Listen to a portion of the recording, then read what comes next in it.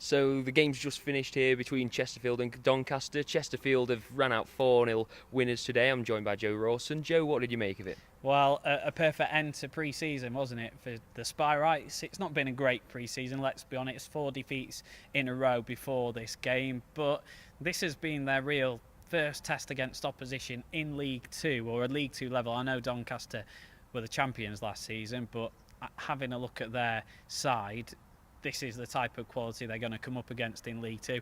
And Chesterfield played them off the park. I think this is the best performance we've seen from Chesterfield in pre-season. They've gradually improved. It's not to say that they've been that bad in the previous games, but they have gradually improved, and let's hope that they continue to improve.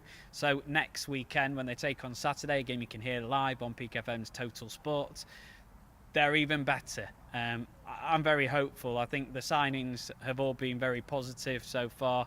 Chris O'Grady has looked as if he's going to rip up League 2, in all honesty. We know he's a championship striker, really, and for Chesterfield to get him a real coup, and the other players can play off of him, and I think we've seen that throughout pre-season. Really impressed with Gozi Ugwu as well. He gives them a different type of option. Delisle Brewster, very raw, like Gozi Ugwu, but again, it's another option. Dennis being back today, I think that it probably will be O'Grady and Dennis that lead the line as the front two.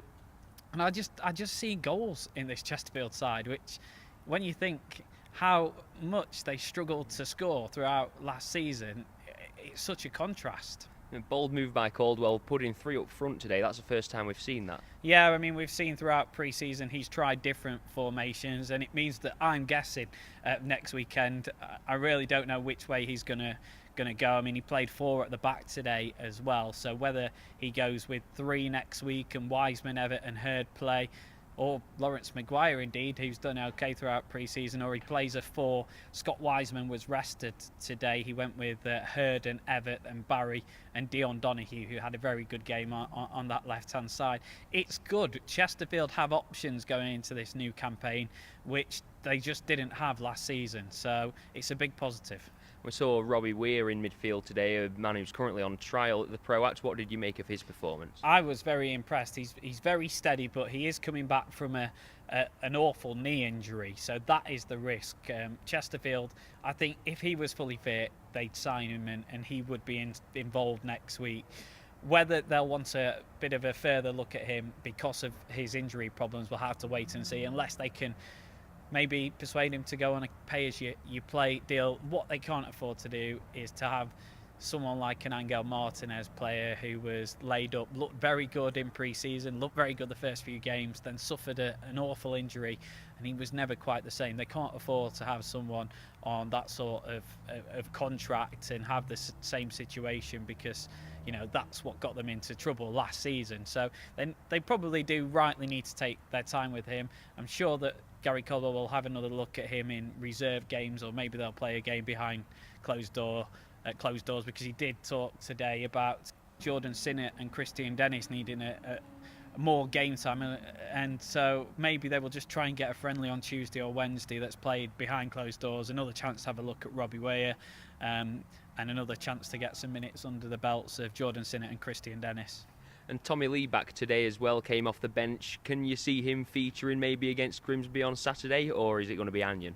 I think it'll be Joe Anion, there's no question about that, but the reception Tommy Lee got when he came onto the pitch, it was probably the loudest roar of the afternoon. Great to see him back. I mean, Gary Caldwell has said that he's diving about in training.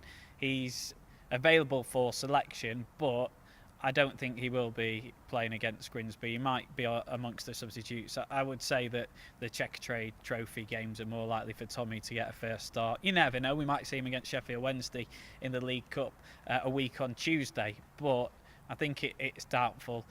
It's been such a long time since he's played a competitive match. You don't want to rush him back too soon, but great to see Tommy Lee back, and you can just tell how much of a legend he is at this football club with the reception that he got this afternoon. And one final one, Grimsby then this Saturday. Is it going to be 3 points to start the season?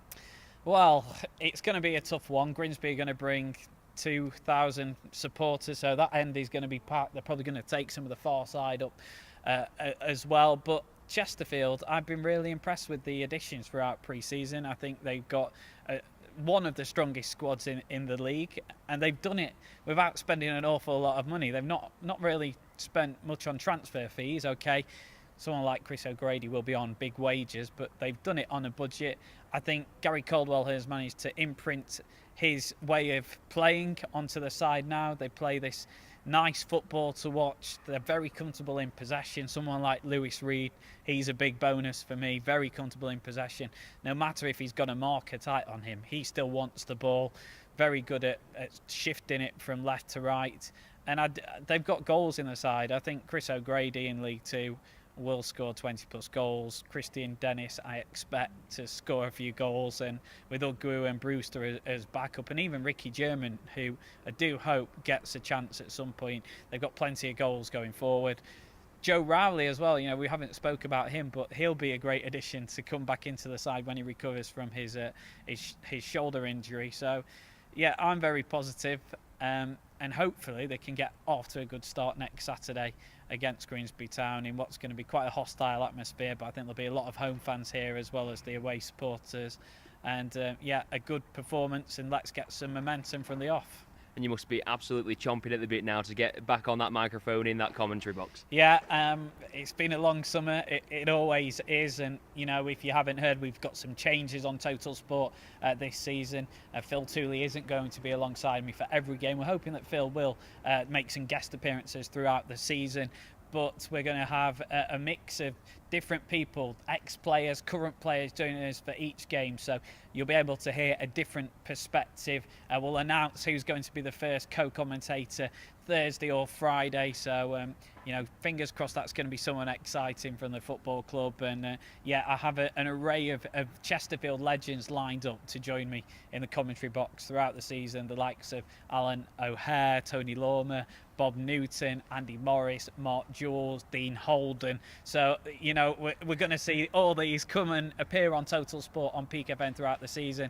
And we're going to see some current players as well, which will be great. It'll be a fresh sound. And remember, at 5 o'clock, the Stoppage Time phone is back as well. I want your input, because without your input, then it's a really boring, really long hour. Make sure you get involved and have your say on the day's play after each game. We'll bring you the first reaction from Gary Caldwell. He will come up and speak to me live in the commentary box. And we've got some added things in the build-up. We'll be hearing from some of the legends. Richie Humphries is going to be the special interview on the first show on Saturday. So lots of new exciting things. We're going to be keeping you across Alfreton Town, Buxton and Matlock as well. So it's not all going to be about Chesterfield. It's going to be about North Derbyshire sport. After all, it is Total Sport. And as you can tell, I can't wait for Saturday at 2 o'clock when we're back on Peak FM, the only place that brings you every kick, every minute of every Chesterfield game throughout the season. You won't get better coverage anywhere else, trust me.